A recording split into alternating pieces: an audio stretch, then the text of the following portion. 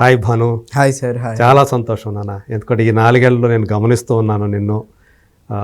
చాలా బాగా గ్రోత్ అనేది నీ కెరీర్లో కనిపిస్తుంది. మంచి మంచి పాత్రలు వస్తూ ఉన్నాయి నీకు.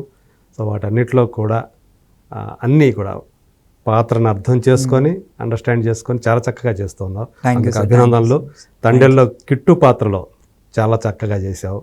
Thank you sir. అందుకు మరోసారి నీకు కంగ్రాచులేషన్ చెప్తూ, ఈ తండేల్ ఎక్స్పీరియన్స్ ఎలా ఉంది? సినిమా రిలీజ్ అయిన తర్వాత ఎటువంటి అప్లాజ్ వస్తుందంటే ఏం చెప్తావు?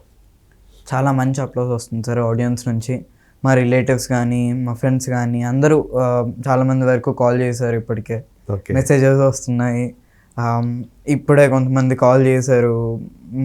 మేమే మాట్లాడుకున్నాం. మా ఆర్టిస్టులు కూడా, నా స్కూల్ ఫ్రెండ్స్ కానీ షూట్ ఫ్రెండ్స్ కానీ, మహేష్ అని ఉన్నారు కదా, మహేష్ అంటే జబర్దస్త్ మహేష్, ఆయన కూడా ఇప్పుడే కాల్ చేసి మాట్లాడారు. Very good. సో అందరం అట్లాగా మీట్ అయ్యి అందరం చాలా మంచి అప్లోడ్ అయితే వస్తుంది. ఓకే. సో మీరందరూ ఆ సినిమాలో యూనిట్ ఎవరైతే ఉన్నారో నీకు మంచి ఫ్రెండ్స్ అయిపోయారో వాళ్ళంతా కూడా? ఫ్రెండ్స్ కాదు సార్, అది ఫ్యామిలీ అంటారు. అది ఒక తండేలు అనేది ఒక ఫ్యామిలీ. నాకు ఇప్పుడు తండేలు అంటే అందరూ ఒక ఫ్యామిలీగా, ఒక మా నాన్నగారు క్యారెక్టర్ చేసిన వాళ్ళు కానీ, మా తాతగారు క్యారెక్టర్ చేసిన ఆయన కానీ, చిరందీప్ గారు, నరేన్ గారు, అందరూ ఒక బాండ్ అనేది ఏర్పడిపోయింది. అది లాగా నాకు సెకండ్ ఫ్యామిలీ అయితే ఇచ్చింది నాకు తండేలు అనేదా. సో అంటే ఇదివరకు చేసినటువంటి సినిమాలతో పోల్చుకుంటే ఇది మరింత అలాంటి క్లోజ్నెస్ అనేది, అవును సార్, మీ కో ఆర్టిస్టులతో అలాంటి బాండింగ్ వచ్చేట్లు చేసింది అనమాట. అవును సార్. సో ఏమనిపించింది అంటే నిన్ను తెర మీద చూసుకున్నప్పుడు, స్క్రీన్ మీద, అంటే వందే మాతరం అనే ఒక కీలకమైనటువంటి ఒక సన్నివేశం, ఆ జాతీయ గీతాన్ని ఆలపించేటప్పుడు, అంటే జాతీయ గీతం మీన్స్ వందే మాతరం అనేది జనగణమన తర్వాత మనకు అలాంటి గొప్ప ఇది కాబట్టి, అంటే మన దేశభక్తిని ఒక్కసారి పెంచేటువంటి గీతం అది, దేశభక్తి గీతం. సో అలాంటి పాటని నువ్వు అక్కడ తెర మీద నువ్వు పాడుతూ ఉంటే అక్కడ పాకిస్తాన్కి సంబంధించిన చేసేటువంటి కొంచెం అసభ్యకరమైనటువంటి చర్యలు, అది అలాంటి ఒక సీన్ నీకు పడింది. ఆ తర్వాత మళ్ళీ దాని తర్వాత కంటిన్యూషన్ ఇంకొక సీన్ కూడా పడింది. అందరూ కూడా నువ్వేమైపోయావు అని చెప్పేసి ఆందోళన చెంది నీకోసం వెతుకుతూ ఉంటారు, నాగ చైతన్య సహా. ఇలాంటి కీలకమైనటువంటి ఒక పాత్రని తెర మీద చూసుకున్నప్పుడు ఎలా అనిపించింది?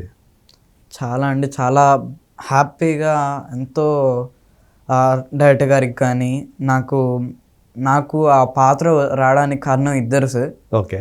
ఫస్ట్ మా మణికంఠ మామ అని చెప్పి, he was also an actor, తను కూడా ఒక యాక్టర్. ఆయన ఫస్ట్ చూసి అరే ఇలాగ ఆడిషన్ జరుగుతుంది వెళ్ళండి అనుకొని చెప్పి, నా ఫస్ట్ సినిమా, నా ఫస్ట్ షార్ట్ ఫిల్మ్ కూడా ఆయనతోటే చేశాను నేను. అవునా? ఓకే. సో అలాగా తెలుసు ఆయన. అక్కడికి వెళ్ళిన తర్వాత, నేను ఆడిషన్కి వెళ్ళిన తర్వాత, ఈ కోడైరెక్టర్ గారు ఇట్లాగా వేరే కోడైరెక్టర్ గారు నరేష్ అన్న అని చెప్పి వాజ్ నా చోరు బజార్ నుంచి నాకు తెలుసు ఆయన. ఓకే. ఆయన అలా తెలిసి ఓకే ఆయన కూడా ఇలాగ చేశారు. ఇలాగ వీళ్ళిద్దరి వల్ల ఈ కిట్టు అనే క్యారెక్టర్ నాకు వచ్చింది. అవునా? అండ్ ఆ కిట్టు అనే క్యారెక్టర్ని నన్ను నమ్మి డైరెక్టర్ గారు ఇచ్చినందుకు I'm very happy sir. Okay. చాలా చాలా హ్యాపీగా ఉంది. నువ్వు చేసిన సీన్లన్నీ కూడా సినిమాలో కనిపించినా ఏమైనా ఎడిటింగ్లో పోయాయా? కొన్ని లేవు సార్. అవునా? ఓకే. షూటింగ్ ఎక్కడ జరిగింది ఇదంతా? పాకిస్తాన్ ఎక్కడ సృష్టించారు? పాకిస్తాన్ జైల్ని బిహెచ్ఎల్ సృష్టించారు. అవునా? చాలా చూడటానికి మేము నిజంగానే పాకిస్తాన్లో కరాచీ జైల్లో ఉన్నామా లేకపోతే బిహెచ్ఎల్లో ఉన్నామా అని అనిపించేది ఎప్పుడు వెళ్ళినా కానీ. ఓకే. అంత బాగా చిత్రీకరించారు. మొత్తం షూట్స్ కూడా చాలా చాలా చోట్ల జరిగాయి sir. Udupi, Ankola, BHEL, Ramoji film city, aluminium factory, ఇలా చాలా చోట్ల చేశారు. అన్ని చోట్ల కూడా నువ్వు కూడా తిరిగావు? అవును sir. Okay. Even main scenes తండేలికి సంబంధించి ఆ శ్రీకాకుళం ఆ సీన్లు కూడా బయట తీశారు, అక్కడ చేయలేదని చెప్పేసి వినిపించింది.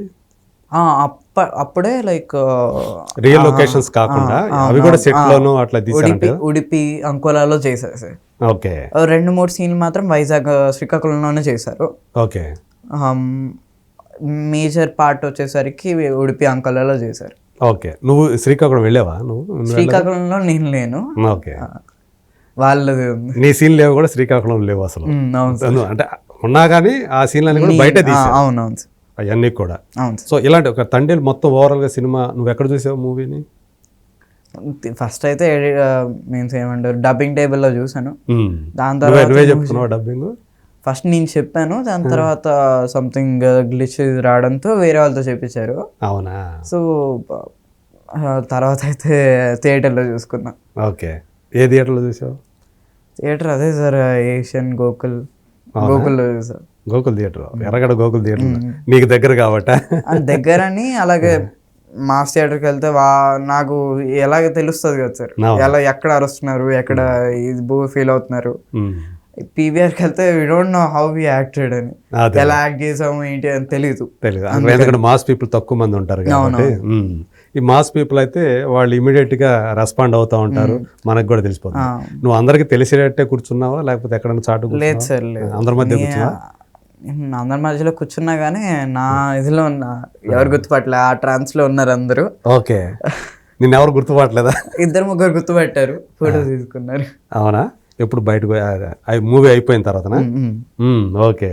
సో మొత్తానికి కిట్టు అనే ఒక పాత్ర అయితే నీకు మంచి సంతోషాన్ని ఇచ్చింది, అంతే కదా? ఓకే. సో నాగ చైతన్య, సాయి పల్లవి వీళ్ళతో, సాయి పల్లవితో ఉందా మీకు కాంబినేషన్? లేదు కదా, చాలా తక్కువ ఉంటుంది. విలేజ్ లో కనిపించేది తక్కువే కాబట్టి. అంటే ఇంటరాక్షన్ లేదు అసలు. సాయి పల్లవితో నీకు ఇంటరాక్షన్ ఉందా? లేదు. బట్ మాట్లాడుకునే వాళ్ళం, ఆఫ్ ద స్క్రీన్ మాట్లాడుకునే వాళ్ళం. సరే, నాగ చైతన్య తోటి కలిసి మరి అన్ని సీన్లు చేశారు, జైలు సీన్లు అంతా కలిసే చేశారు. అవును సార్. ఎలా అనిపించింది? నాగ చైతన్యకి ఈరోజు ఆయన కెరీర్లో ఒక బిగ్గెస్ట్ ఓపెనింగ్ వచ్చాయని చెప్పి చెప్తున్నారు. అతనితో కలిసి పనిచేసేటప్పుడు సో అతని క్యారెక్టర్ అంటే రియల్ క్యారెక్టర్ ఎలా అనిపించింది నీకు? నిజంగా చాలా బాగుండేది సార్. ఆయన చాలా మంచి వ్యక్తి, కేరింగ్ ఎక్కువ చేస్తారు. ఓకే. ఆయన సీన్ ఏదైనా చేసినా, రెస్లింగ్ సీన్ ఏదైనా చేసినా కానీ ఏదైనా దెబ్బ తగిలిందా ఏంటి, ఓకే కదా, నీకు ఏం కాలేదు కదా అని అడిగేవారు. ఓకే. ఏ టైంలో నీకు దెబ్బ తగిలింది అనేది? లైక్ చాలా 2-3 సీన్స్ ఉంటాయి కదా, ఓషన్ లో ఉండే ఒక సీన్, అవును, రెస్క్యూయింగ్ సీన్, నువ్వు పడిపోతావు కింద సముద్రంలో పడిపోతావు, వచ్చి ఇలా రెస్క్యూ చేస్తారు. అవును, ఆయన వచ్చి అట్లా ఇంకో దాని నుంచి బోట్ నుంచి వచ్చి రెస్క్యూ చేస్తారు. అది అలా అదంతా బ్లూ మ్యాట్ లో చేసిందే కదా అదంతా? అవును సార్. ఓకే. అలా ఆ సీన్ లోని వేరే ఒక ఆ ఫ్లాగ్ పెట్టిన తర్వాత ఇలా పట్టుకోగానే విలన్ డైరెక్ట్ వచ్చి కొట్టేదాన్ని కానీ ఇలా. ఆ షాట్ లో మేము నిజంగానే ఇద్దరం పడిపోయాము. ఒక టేక్ లో ఇద్దరం సమ్మనుకొని తిరిగేటప్పటికి పడిపోయాం ఒకసారి. ఓకే. బట్ అది కట్, మ్యాచ్ కట్ కాబట్టి అలా చూపిలేదు. బట్ అలా నాకు ఓకే, నీకు ఓకే కదా, ఓకే కదా, ఆయనకి దెబ్బ తగిలినాగానే ఓకే కదా ఏంటి ఏమన్నా అడిగేవారు. ఓకే. అలాగా ఆయనకి దెబ్బలు తగిలి అప్పుడు చిన్న మీన్స్ ఇలా ఆయన నన్ను పట్టుకొని ఇలా ఉండేసరికి ఇక్కడ కింద పడేసరికి అలా కింద ఇలా షోల్డర్ కొంచెం ఇక్కడ కింద రబ్ అయిందా? సో ఆయన షర్ట్ వేసుకోవడం వల్ల దానికి లోపలికి ఏమీ అంత అవ్వలేదు, బట్ కింద అయితే పడ్డాం అలాగా. ఓకే. ఆ టైంలో కొంచెం కేరింగ్ ఏమైనా ఏం తగ్గలేదు కదా, కొంచెం ఏమైనా మాట్లాడే అవకాశం దొరికిందా ఆఫ్ స్క్రీన్ కూడా? మాట్లాడేవారు సార్, అంటే ఆయన ఇంట్రోవర్ట్ కాబట్టి అంత ఎక్కువగా ఏం మాట్లాడేవారు కాదు. మంచిగా ఏంటి, ఏం క్లాస్ చదువుతున్నావు ఏంటి, ఏ స్కూల్, ఇలా నార్మల్గా క్యాజువల్ టాక్ అయితే మాట్లాడేవారు. ఓకే. అంటే మంచిగా అనిపించింది ఆయనతో మాట్లాడటం, ఆయన బిహేవియర్ అదంతా? ఆయన ఫుల్ చాలా డెడికేషన్ సార్ ఆయన. అదే. సో అంటే నువ్వు ఇంట్రావర్ట్ అన్నావు, నిజంగానే అంత అంత మౌనంగా ఉంటారా ఎక్కువ? ఎస్ సార్, బాగా అలవాటు అయితే బాగా మాట్లాడతారు సార్, అది కూడా బాగా అలవాటు అయితేనే మాట్లాడతారు. అలాగా ఉంటే కొంచెం ఆయన చాలా ఇంట్రోవర్ట్ లాగా చాలా తక్కువగా మాట్లాడతారు. నీతో ఎవరితోనే ఆయన అట్లాగే ఉండేవాళ్ళ? ఓకే. సో సాయి పల్లవి గురించి చెప్పాలంటే ఏం చెప్తావు? చెప్పడానికి ఏం లేదు సార్, ఆవిడ చాలా బెస్ట్ పర్ఫార్మర్, చాలా మంచి యాక్టింగ్. మనం అమరంలో చూసాం, ఇప్పుడు దీంట్లో చూసాం, చాలా మంచి యాక్టింగ్ చేస్తారు ఆవిడ. అవును. ఆవిడతో తక్కువ సీన్లు ఉన్నాయని ఇది కానీ, లేకపోతే ఎక్కువ సీన్లు ఉంటే చాలా హ్యాపీ ఫీల్ అయ్యండి. అదేలే. సో మామూలుగా ఆమె కూడా మా బావలు మాట్లాడతారా? బాగా మాట్లాడతారు. ఆమె ఇంట్రావర్ట్ ఏం కాదు కానీ? ఆవిడ కాదు, ఆవిడ చాలా నవ్వుతూ ఆవిడ ఉన్నారంటే చాలా జోష్గా ఉంటుంది. ఓకే. సెట్ మొత్తం. ఓకే. నిన్ను ఏమైనా పలకరించేది? హాయ్ హాయ్ బాను అని కాదు, హాయ్ ఏం చేస్తున్నావు ఏంటి, ఇలా నార్మల్గా ఉన్నారు. ఓకే. అంటే నువ్వు మామూలుగా నీ వరకు చూసుకొని వచ్చేస్తావా, లేకపోతే గత మాట్లాడే ప్రయత్నం చేస్తావా నువ్వు వాళ్ళతోటి? మాట్లాడడం అయితే చేస్తాను సార్. అప్పుడప్పుడు నేను మాట్లాడడం, ఓకే. హాయ్ మ్యామ్ ఇలాగా మీ సినిమా చూశాను బాగుంది, ఇలాగ చిన్నగా మాట్లాడుతూ ఉంటా. అదే. సో మామూలుగా అయితే అంటే నువ్వు అసలు సినిమా యాక్టర్ కాదనుకో, మామూలుగా ఒక స్కూల్ గోయింగ్ కిడ్ అనుకుంటే, మామూలుగా స్కూల్ గోయింగ్ కిడ్స్కి కానీ లేదా కాలేజీకి వెళ్ళే వాళ్ళకి కానీ ఒక ఫ్యాసినేషన్ ఉంటుంది సినిమా స్టార్స్ అంటే. అవును సార్. సో నువ్వు సినిమా ఇండస్ట్రీలో నువ్వు ఈరోజు నువ్వు వన్ ఆఫ్ ది ఒక పార్ట్ అయిపోయావు కాబట్టి నీకు అలాంటి ఫ్యాసినేషన్స్ ఉంటాయా? ఇంకా పలానా వాళ్ళతో ఈరోజు మనం పని చేస్తున్నాం, చేయబోతున్నాము, సాయి పల్లవి గారితో ఫస్ట్ టైం చేయబోతున్నాము, నాగచైతన్యతో ఫస్ట్ టైం చేయబోతున్నాం, వీళ్ళని కలుసుకోవాలి, సో మనది ఒక డ్రీమ్ నిజం కాబోతోంది అలా ఎప్పుడైనా అనిపించేదా ఎట్లా నీకు?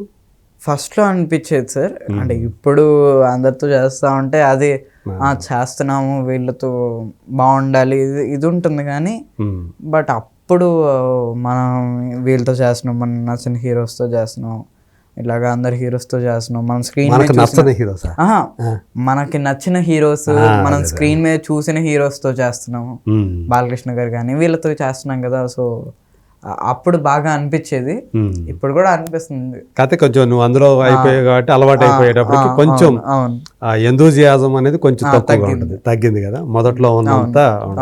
సో ఇప్పుడు నువ్వు కూడా ప్రతిరోజు మనం ఎంతో కొంత ఒక మెచ్యూరిటీ లెవెల్స్ అనేవి మనం సాధిస్తూ ఉంటాం, ఎదుగుతూ ఉంటాం కాబట్టి అవి కూడా కొంచెం తగ్గుతూ వస్తాయి అనుకుంటా. ఇది మనం వాళ్ళని చూసి అరే మనం వీళ్ళతో చేయబోతున్నామే, వీళ్ళకి దగ్గరగా ఉండబోతున్నామే, వీళ్ళతోటి కలిసి పని చేయబోతున్నామే అనేటువంటి ఒక క్యూరియాసిటీ అనేది కొంచెం తగ్గుతుంది, అట్లాగే అనిపిస్తూ ఉంది.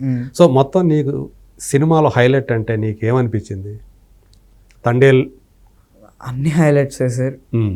నాకైతే వాళ్ళిద్దరు లవ్ స్టోరీ హైలైట్ అనిపించింది. వాళ్ళిద్దరు chemistry, on screen chemistry, Sai పల్లవిను నాగ చైతన్య. చాలా డైరెక్టర్ గారు మనకు తెలిసిందే నేషనల్ అవార్డ్ మూవీ డైరెక్టర్ గారు ఆయన. అవును. సో అందరూ బాగా చేశారు. నాకు ప్రతి ఎలిమెంట్ బాగా నచ్చింది సార్.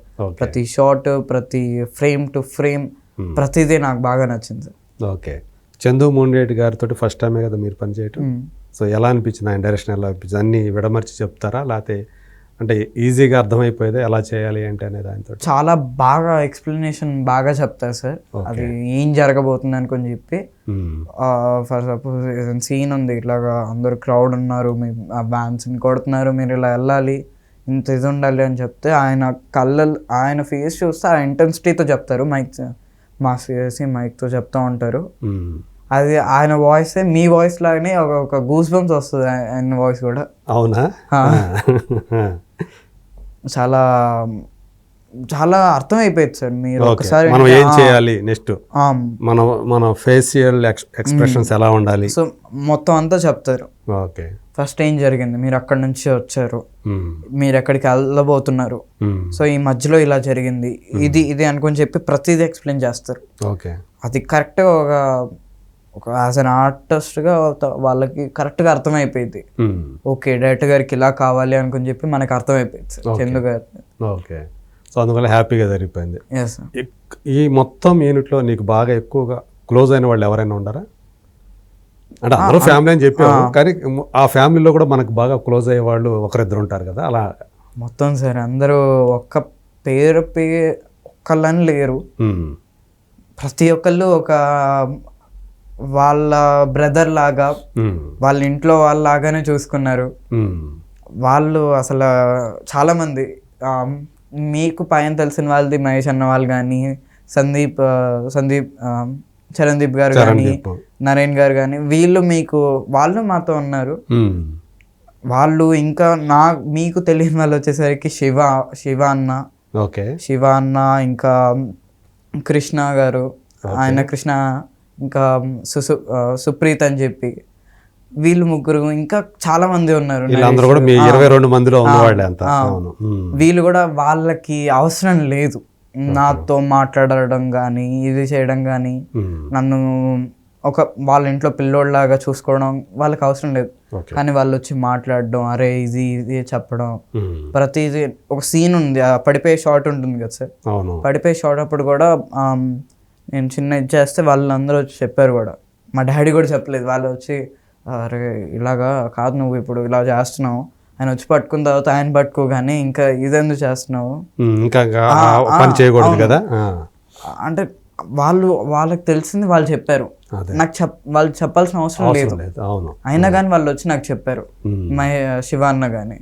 నాకు చాలా బాగా అనిపించింది వాళ్ళ ఇంట్లో పిల్లోళ్ళ చూస్తున్నందుకు. చూసుకోవటం అంటే ఇంకా నీకు బెటర్ గా రావాలి ఆ సీన్, నువ్వు ఇంకా బెటర్ గా చేయాలని వాళ్ళు కూడా అనుకోవటం. అవును. సో అందరూ ఒక నాకు మంచి ఫ్యామిలీ దొరికిందని అని అనిపించింది మీకు. అవును సార్. సో మొత్తానికి తండేలు అనేది ఒక వెరీ గుడ్ ఎక్స్పీరియన్స్ అని చెప్పాలి. ఎక్కడ అంటే ఇప్పుడు ఆ పడే సీన్ ఏదైతే ఉందో అది కాకుండా నీకు ఎక్కడైనా రిస్కీ షాట్లు అనేవి అనిపించాయా నీకు? అదేనా అన్నిటికంటే మెయిన్ రిస్కీ షాట్ అదే కదా, వాటర్ లో పడిపోవడం. ఇంకొకటి ఆ జెండా సీన్, ఈ రెండు ఇస్ మెయిన్. ఇప్పుడు ఆ సీన్ ఉంది కదా, ఏది వాటర్ లో పడిపోయే సీన్. అవును సార్. ఆ వాటర్ ఏం వాటర్ అదంతా ఒక పాండ మొత్తం అంతా కూడా. ఫస్ట్ ఆఫ్ ఆల్ అక్కడ వాటర్ లేదా కదా? లేదు సార్. ఓకే. చిన్న బెడ్స్ వేసారు మాకు ఇదిగా ఉండడానికి, బెడ్స్ వేసారు అండ్ బ్లూ మ్యాట్ వేసారు అండ్ అలా క్రియేట్ చేశారు. ఎక్కువగా ఈ వాటర్ మొత్తం మనం చూపించిన వాటర్ మొత్తం విఎఫ్ఎక్స్. ఏదైతే ఆయన లోపలికి వెళ్ళేది, వాటర్ లోపలికి వెళ్ళేది, లోపల నుంచి బయటకు వచ్చేది ఈజ్ వాటర్ ఉండే. మిగతావంతా సీజే, అవి కూడా సీజే బ్యాక్గ్రౌండ్ షాట్స్ కానీ అంతా. ఓకే. నువ్వైతే వాటర్లో ఎక్కడ ఎప్పుడు చేయలేదు అసలు? లేదు సార్. ఓకే. అంతా కూడా మాకు చూపించిందంతా కూడా మాయాజాలం ఇదంతా కూడా. నువ్వు వాటర్లో పడిపోయి మాయాజాలం కదా. అవును. అదే నీకు ఇదంతా అలవాటు అయిపోతా ఉందో, ఇలా ఉంటుంది. సో మనకి తెర మీద చూసేది ఒకటి, యాక్చువల్గా రియల్గా చేసేది ఒకటి అని చెప్పేసి. యాక్చువల్లీ మేము ముందు నుంచే వాటర్ ఉండిద్ది అని అనుకున్నాం.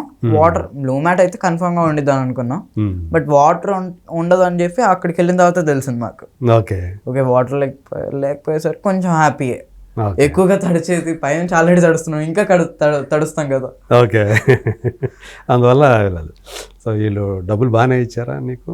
తెలియదు సార్, అంతా నాన్నగారు చూసుకుంటారు. అసలు నీవు అసలు ఆ తలనొప్పి ఏం పెట్టుకో అయితే. నాకెందుకు సార్ అసలు అదే డబ్బుల గురించి ఇప్పుడు తెలుసుకొని ఏం చేస్తాను నేను? మంచిగా వెళ్ళానా, షూట్ చేసుకున్నానా, మాట్లాడానా, తిన్నానా, వచ్చానా, చదువుకున్నానా, అయిపోయింది. ఓకే. అంటే నీకు ఈ ఫుడ్ ఇదంతా కూడా అక్కడ లొకేషన్లో వాళ్ళు పెట్టేదే తింటారా లేకపోతే? ప్రొడక్షన్ ఫుడ్డే. అప్పుడప్పుడు నాకు ఏమైనా తినాలనిపిస్తే నేను స్నాక్స్ తెచ్చుకుంటా, లేకపోతే వాళ్ళే స్నాక్స్ ఇస్తారు. అండ్ ఆర్ ఎల్స్ నాకు ఎప్పుడైనా బాగోపోతే నా ఇంటి నుంచి నేను అప్పుడప్పుడు తెచ్చుకుంటా. ఓకే. నీకు ఒంట్లో కొంచెం ఇబ్బందిగా ఉందంటే బయట తింటే ఇంకా ఎఫెక్ట్ అవుతుంది అని చెప్పి అప్పుడు అమ్మ క్యారేజ్ ఇస్తుంది అనమాట. నీకు ఎక్కడ ఫుడ్ బాగా నచ్చుద్ది? అమ్మ ఫుడ్ నచ్చుద్దా లేకపోతే ప్రొడక్షన్ ఫుడ్డా? కష్టమా? అంతే సార్. అంటే ఎప్పుడు అక్కడ ఎక్కువగా ఉన్నాం, ఇక్కడ ఎక్కువగా ఉన్నాం, రెండో బాగానే అనిపించింది. ఓకే. నీకు ఎలా అనిపిస్తుంది అంటే ఇప్పుడు నువ్వు చిన్నప్పుడే యాక్టర్ అయిపోయావు, నీ ఫ్రెండ్స్ని మిస్ అవుతున్న ఫీలింగు, నీ స్కూల్ మిస్ అవుతున్న ఫీలింగు, అట్లాంటిది ఏదైనా అనిపిస్తుంటుందా ఈ చేస్తున్న షూటింగ్లో ఉన్నంతసేపు? ఫస్ట్లో అనిపించేది సార్, వీళ్ళతో మిస్ అవుతున్నాం ఇది అని. చికాకుగా కూడా అనిపించేదా? అంటే ఆ వాతావరణం ఎందుకు అంటే ఒక్కోసారి టేకుల మీద టేకులు చేయాల్సి రావచ్చు. భయం వేసేది సార్. చికాక్ కాదు కానీ అప్పట్లో చికాకు అలా ఏమి ఉండదు కానీ భయం వేసేది. టేకుల్స్ అంటే మనం ఏం తప్పు చేస్తున్నామా, మన తప్పు ఉందా అంటే మనకు చెప్పరు కదా. అవును. వేరే వాళ్ళు తప్పున్నా కానీ ఏంటి మనం ఎలా చేస్తున్నాం ఏంటి అని తెలియదు కదా. అప్పుడు ఇలా అయ్యేది. ఇంకా ఫ్రెండ్స్ని మిస్ అయ్యేదంటే అప్పుడు మిస్ అయ్యేవాడిని. ఇప్పుడు కాల్స్లో అయినా మాట్లాడుకోవచ్చు, ఫోన్స్ వస్తున్నాయి. సో అంతకేం లేదు, వెళ్ళినప్పుడు మాట్లాడుకుంటాం. ఎంతైతే 2 రోజులు ముచ్చట్లు ఏదైతే ఉంటాయో వన్ డేలో ఆ స్కూల్లో ఉన్నప్పుడు ఎక్కువ మాట్లాడుకోము. నువ్వు ఏ స్కూల్ చదువుతుంది? నేను Newton techno high school sir. Newton techno high school అక్కడ దగ్గరలోనే మోతీనగర్ దగ్గర, పర్వత్ నగర్. ఓకే. నీ ఇంటి దగ్గర అయితే. ఓకే. వాళ్ళందరూ కూడా నీ క్లాస్మేట్స్ వీళ్ళందరూ కూడా అక్కడ స్కూల్ మేట్స్ అందరూ కూడా.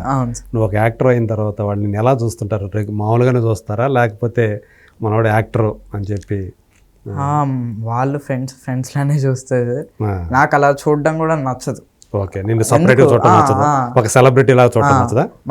మా టీచర్స్ కూడా మా టీచర్స్ అంటే నాకు బాగా ఇష్టం. ఎందుకంటే నన్ను వేరే స్కూల్స్ గురించి అంటే నాకు తెలిసినంత చెప్తున్నా, వేరే ఎవరైనా యాక్టర్స్ నాలాంటి వాళ్ళు ఎవరైనా యాక్టర్స్ ఉంటారు, తన్ని కొంచెం ఇదిగా చూసి తిన్ని డౌన్గా చేసి చూసి వీళ్ళందరినీ చూసేసరికి వాళ్ళ కోపం వస్తుంది. వేరే వీటి స్పెషల్ ఇది అని అది ఫ్రెండ్షిప్కి ఇలా ఫ్రెండ్షిప్ అనేది ఇలా తెగిపోయేది. అవును.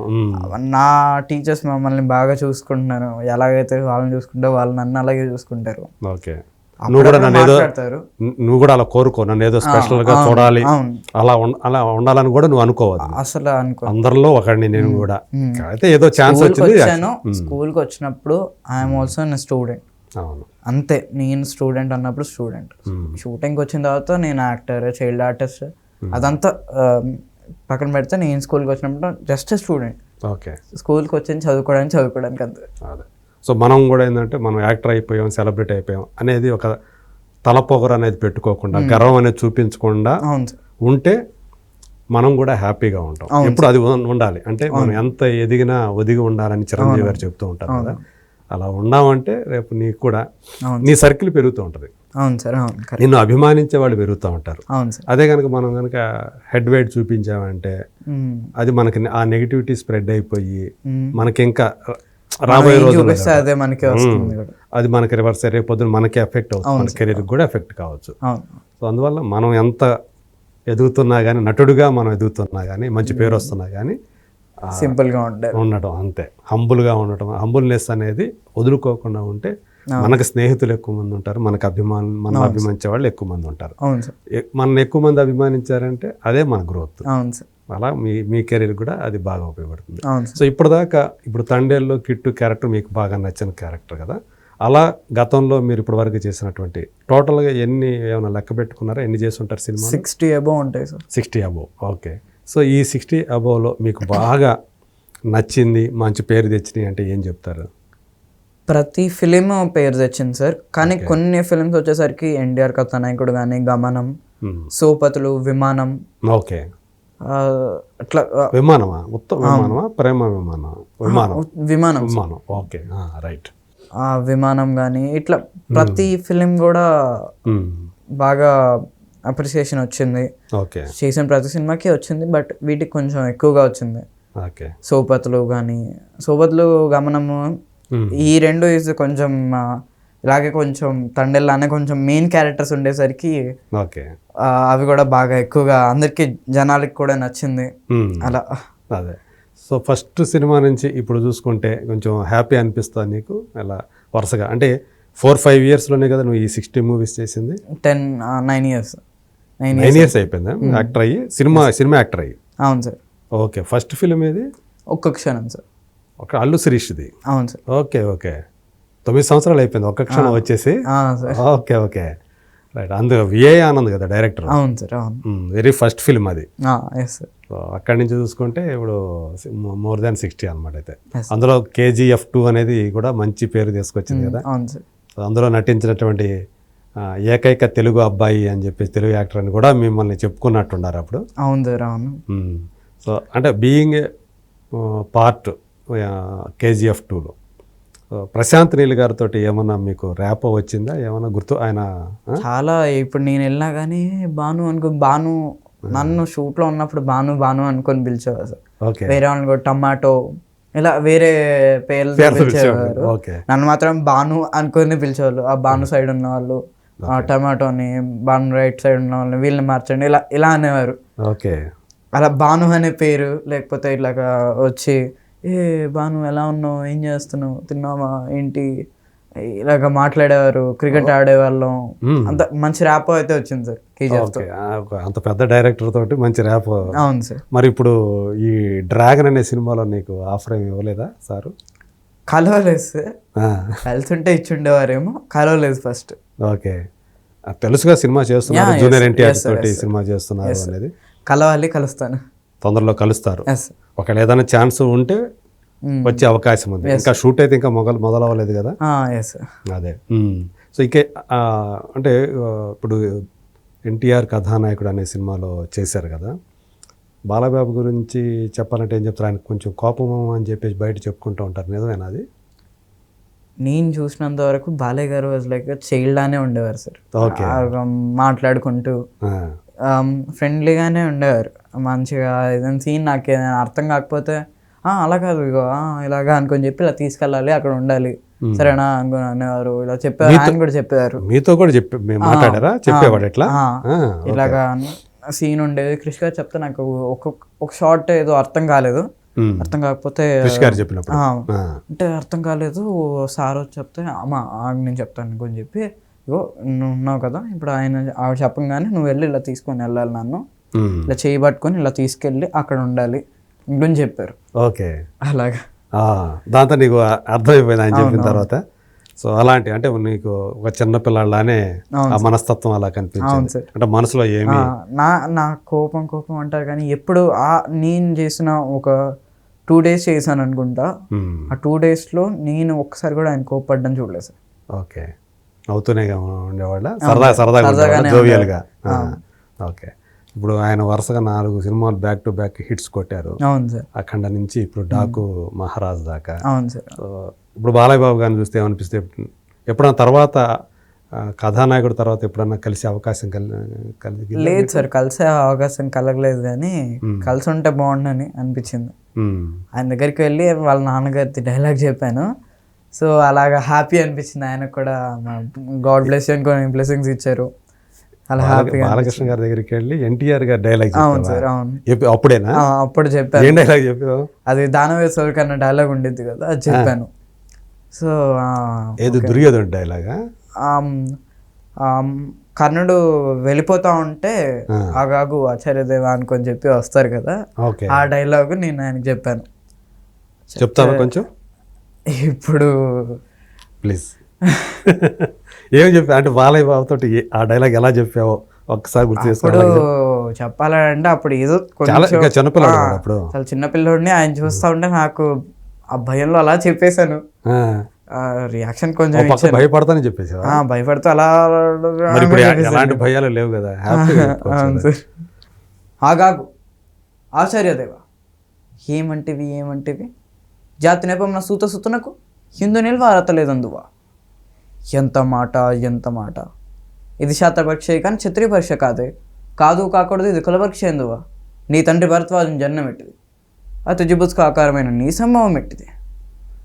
మట్టి కుండలో పుట్టితేవి కదా నీది ఏ కులం. ఇంత ఎలా ఆస్మం పితామహుడు కొరుకుల అవుతుడైన నిశాంతనుడు శివసముద్ర భార్య అయిన గంగా గర్భంన జన్మించలేదా. ఈయనదే కులం. నాతో చెప్పిస్తేమయ్యా మాంసం మూల పుష్టైన వశిష్ఠుడు దేవేసే ఊసిపుత్రుడు కాడా.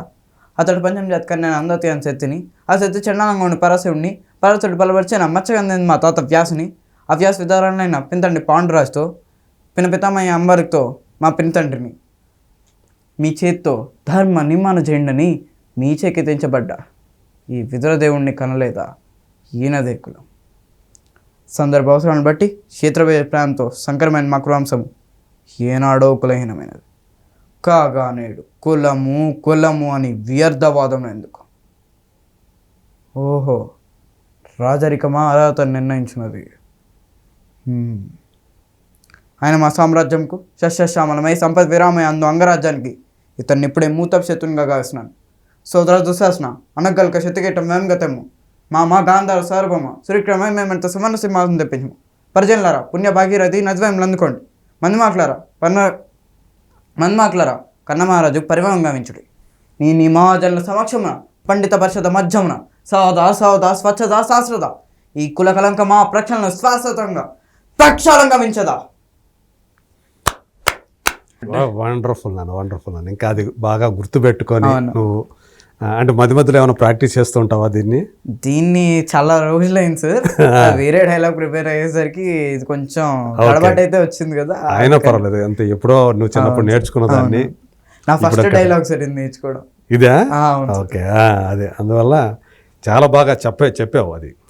అంటే ఇంతకాలం దాన్ని అంత పెద్ద డైలాగ్ కదా, చిన్నది కాదు కదా, ఒక సింగిల్ అంటే ఎక్కడ లేకుండా చెప్పడం అంటే చిన్న విషయం కాదు. సో ఎక్సలెంట్, అంటే నీ టాలెంట్ అది. అందు గురించే బాలయ్య బాబు గారు అది విన్నప్పుడు ఏమన్నారు ఆయన? బాగా చెప్పావు నాన్న అనుకొని చెప్పి నేను ఇలా చేస్తే గాడ్ బ్లెస్ యూ అనుకొని చెప్పారు. నమస్కారం పెట్టా పాదాలకి. గాడ్ బ్లెస్ అన్నాడు. గాడ్ బ్లెస్ యూ అన్నారు. ఓకే, సో రాబోయే రోజుల్లో మరోసారి ఆయనతోటి కలిసి పనిచేసే అవకాశం రావాలని కోరుకుంటున్నాం. ఏంటి ఇప్పుడు ఏం చేస్తున్నావు ప్రజెంట్? ఏముండే ఇప్పుడు విజయ్ దేవరకొండ గారిది 12th మూవీ గౌతమ్ తిన్ననూరు గారిది ఉంది కదా సార్, యాక్చువల్ అది టైటిల్ అనౌన్స్మెంట్ ఉన్నట్టుంది. 12th ఉంది. 12th అనౌన్స్మెంట్ కూడా. ఓకే, సో 12 కాబట్టి 12th. Very good. సో అలా ఆ మూవీ ఒకటి చేస్తున్నాను. సో సత్యదేవ్ గారిది ఒక మూవీ చేస్తున్నా, సితారాలో ఒక మూవీ. సితారాలో ఎవరిది? సితారాలో అది ఇంకా బయటికి రాలేదు. సో అనౌన్స్ చేయలేదా? అఫీషియల్ గా అనౌన్స్ చేయలేదా? అఫీషియల్ గా అనౌన్స్ చేయలేదు, అందుకని నేను చెప్పట్లేదు. సో సితారాలో ఒక మూవీ. ఓకే, అది ఇంకా మూవీస్ వేరే ఉన్నాయి సార్. అవునా? రిలీజ్ కి ఏముండయి?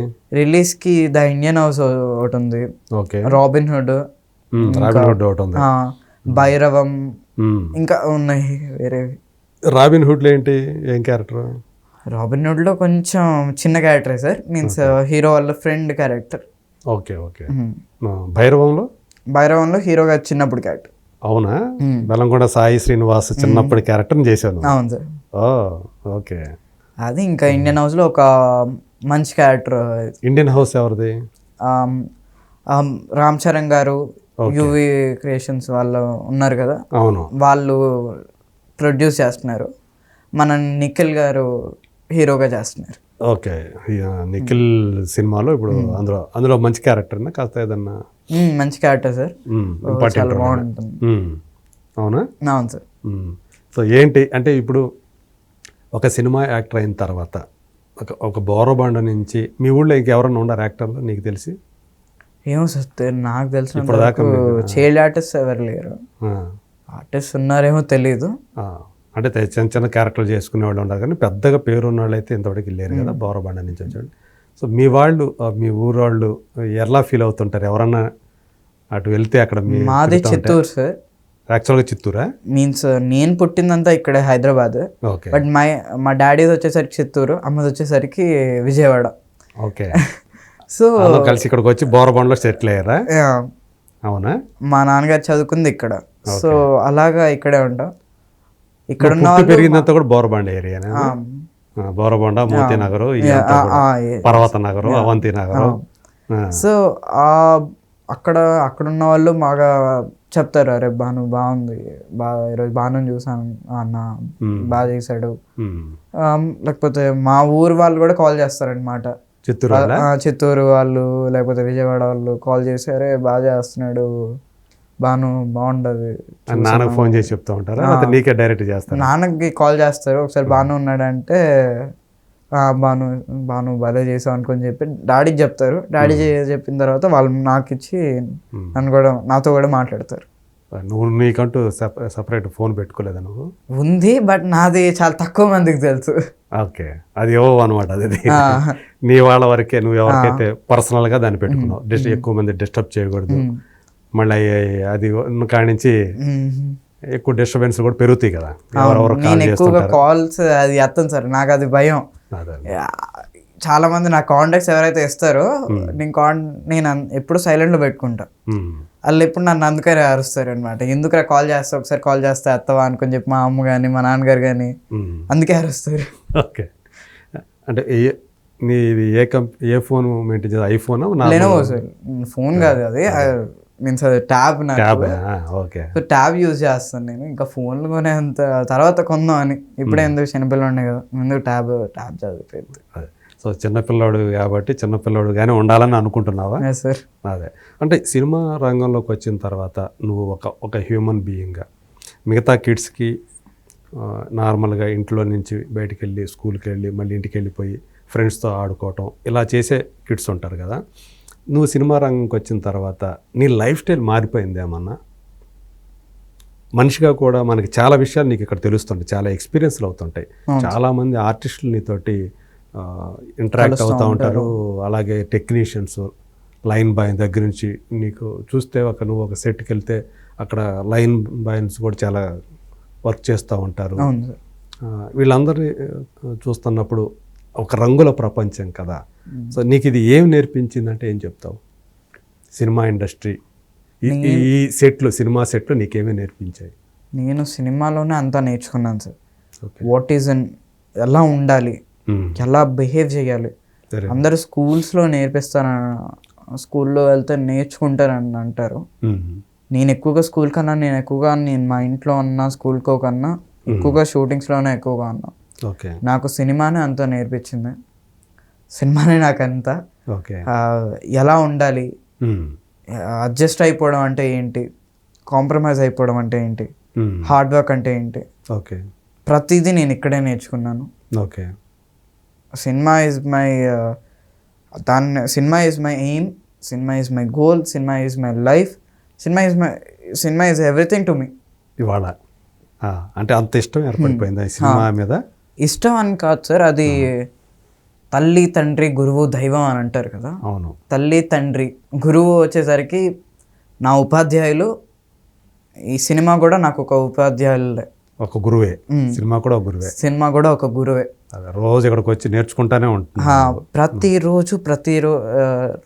రోజుకి ప్రతిదీ ఒక లెసన్ నేర్చుకుంటున్నాను నేను.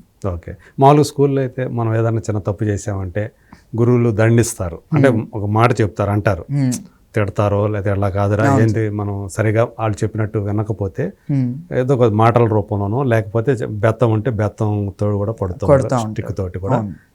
ఇప్పుడు కొంచెం తగ్గింది. ఒకప్పుడు మమ్మల్ని అయితే బాగా కొట్టేవాడు. మా చిన్నతనంలో అయితే మేమన్నా చిన్న తప్పు చేసిన, మా తెలియకుండా చేసిన తప్పులు చేసినా కూడా కొట్టేవాళ్ళు. అంటే అది కూడా చేయకూడదని అట్లా. ఇక్కడ తప్పులు జరిగితే ఏం నేర్చుకున్నావు ఇప్పుడు నువ్వేదన్నా? చేస్తే సినిమా అనేది ఎలా చెప్తుందంటే, నేను ఇప్పుడు ఒక సినిమా ఉంది, ఆ సినిమా ఫ్లాప్ అయిందంటే దాంట్లో నేను కానీ ఏదో ఒక నా సినిమానే కాదు వేరే సినిమా అయినా నేను చూస్తూ ఉంటాను. వేరే సినిమా ఏదైనా ఫ్లాప్ అయి ఉండొచ్చు. ఆ ఫ్లాప్ ఎందుకు అయిందంటే దాంట్లో ఎవరైనా ఏదైనా ఏదైనా అయ్యి ఉండొచ్చు. సినిమా ఇప్పుడు ఉపాధ్యాయులు ఎలాగైతే గురువులు టీచర్స్ ఎలా అయితే మమ్మల్ని దండిస్తున్నారో అలాగే సినిమా కూడా ఎవరైతే క్రూ ఉందో వాళ్ళని కూడా దండించింది. ఓకే. నేను అదైతే నమ్ముతాను. Cinema is everything. అంతా మన పని మనం కరెక్ట్గా చేయాలి, ఎంతో బాధ్యత చేయాలి అని మాత్రం నేను తెలుసుకున్నాను. అవును సార్. అంటే నిర్లక్ష్యంగా చేయకూడదు. నిర్లక్ష్యంగా చేస్తే దాని ఫలితం కూడా అలాగే ఉంటుంది కదా, అదే నేను నేర్చుకున్నాను.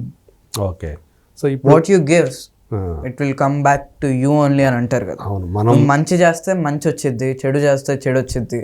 అలాగా మనం ఒక మంచి రూపంగా మంచి గుడ్ సినిమా చెయ్యాలి, దాంట్లో యాక్టింగ్ మనం చాలా బాగా చెయ్యాలి అనుకుంటే అది కూడా నీకు మంచి అప్లాజ్, మంచి ప్రతిదీ నీకు కరెక్ట్గా అన్నీ అనుకూలంగా అయ్యి నీకు కరెక్ట్గా సపోర్ట్ చేసిద్ది అని అంటారు కదా. అలాగా నాకు ఇప్పుడు నీకు ఎన్నో సంవత్సరం? నాకు ఇప్పుడు 13 సార్. 13 ఏళ్ళకే నువ్వు ఇన్ని మాటలు చెప్పేస్తున్నావు, ఇంత నేర్చేసుకున్నావు అంటే మనం అవతల వాళ్ళకి ఏమిస్తే మనకి మళ్ళీ తిరిగి అదే వస్తుంది అనేది. ఈ మాటలు చెప్పాలంటే, ఈ మాట చెప్పాలంటే చాలా అనుభవం ఉన్న వాళ్ళే చెప్పగలుగుతారు. అది అంటే మనకు మనిషి ఎలా ఉండాలి, మన ప్రవర్తన ఎలా ఉండాలి అనేది మరి ఇంత చిన్న వయసులోనే సినిమాయే నేర్పించిందా? ఇప్పుడు నువ్వు చెప్తున్న ఇదంతా కూడా సినిమా నేర్పించింది, సగం వరకు సినిమా నేర్పించింది సార్. మిగతాదంతా మా అమ్మ నాన్నగారు వీళ్ళు నాకు ఎక్కువగా నేర్పించారు. అంటే మన సంస్కారం ఏదైతే ఉందో అది ఎక్కువగా మన ఇంటి నుంచే వస్తుంది. అవును సార్. సో అలా మన ఇల్లు, మన స్కూలు, ఇవి మనకు నేర్పించేవి. అవి గనక ఉంటే మనం ఎక్కడైతే పని చేస్తున్నామో వాటిని అక్కడ ఇంప్లిమెంట్ చేస్తే గనక మనకు అదే మన సక్సెస్ అవుతుంది. అవును సార్. ఇప్పుడు నీకు అంటే ఎప్పుడైనా సరే కొంచెం ఎవరైనా నొప్పి కలిగేటట్లు, ఇబ్బంది కలిగేటట్లు ఇక్కడ నువ్వు వర్క్ చేసే చోట అట్లాంటి ఎప్పుడైనా ఎదుర్కొన్నావా? నిన్ను తక్కువగా చూడటం? Of course sir. అప్పుడు మనసు కష్టపడ్డా చిన్న పిల్లోడు ఉన్నప్పుడు నేను ఎక్కువగా ఫీల్ అయ్యాను కాదు, జస్ట్ చైల్డ్ కాబట్టి నాకేం అంత ఫీల్ అయ్యి ఉండేది కాదు.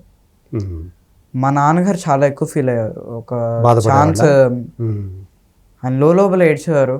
ఒక ఛాన్స్ వచ్చి అది చేతుల దాకా వచ్చి అలా వెళ్ళిపోయిందని అంటే నాకేం అంత అనిపించేది కాదు. నీకు తెలియదు కాబట్టి చిన్నోడే నేను సినిమా అంటే వెళ్తున్నాను, చేసుకుంటున్నాను, ఆడిషన్కి వెళ్తాను, సెలెక్ట్ అవుతున్నాను, వస్తున్నాను, ఇంతే ఉండేది.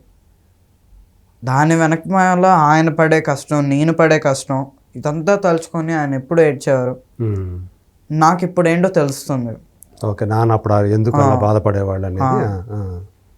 ఒక ఛాన్స్ అంటే ఏంటో తెలుస్తుంది, ఒక వాట్ ఈజ్ లైఫ్ అంటే ఏంటో తెలుస్తుంది, ఎవ్రీథింగ్ కొంచెం బాగా అర్థం అవుతుంది. ఓకే. ఇప్పుడు నా అమ్మా నాన్నను తలుచుకుంటే నీకేమనిపిస్తుంది? అంటే వాళ్ళు కొంచెం ఇప్పుడు కాస్త సంతోషపడుతున్నారా నిన్ను చూసుకొని సంతోషం? చాలా చాలా సంతోషం. వాళ్ళు ఏమైనా సాక్రిఫైస్ చేశారా నీకోసం? వాళ్ళ లైఫే సాక్రిఫైస్ చేశారు సార్ నా కోసం. అంతేనా? డాడీ ఫస్ట్ ఇంటీరియర్ డిజైనింగ్స్ ఇవి ఉంటాయి కదా, first use to do that one. Okay. దాని తర్వాత ఆయనకి డైరెక్షన్ అంటే ఇంట్రెస్ట్ ఎప్పటి నుంచో. సో దాని తర్వాత ఆయన డైరెక్షన్గా రాకుండా ఫస్ట్ ప్రొడ్యూసర్గా అయ్యారు, షార్ట్ ఫిల్మ్స్ చేశారు. దాంట్లో నేను వచ్చాను. అలా నన్ను ఫస్ట్ చూసుకోవడం సరిపోయింది ఆయనకి. సో నేను అయిపోయిన తర్వాత ఆయన ఇప్పుడు డైరెక్టర్ అవ్వడానికి చూస్తున్నారు. సో అమ్మ అనేది ఇంకా చెప్పలేనిది అది, ప్రేమ అంతా. సో ఇద్దరు కూడా వాళ్ళ లైఫ్ని ఒక ప్రొటెక్షన్ లాగా, ఒక వార్లో రాజుకి ప్రొటెక్షన్గా అందరు సైనికులు అందరూ వచ్చి అలాగా పెడతారు. వాళ్ళు నన్ను ప్రొటెక్షన్ చేస్తూ ఉంచారు సార్. ఓకే, అది చెప్తావు. మీరు ఎంతమంది పిల్లలు? ఎవరు లేదు సార్, నేను ఒక్కడివే.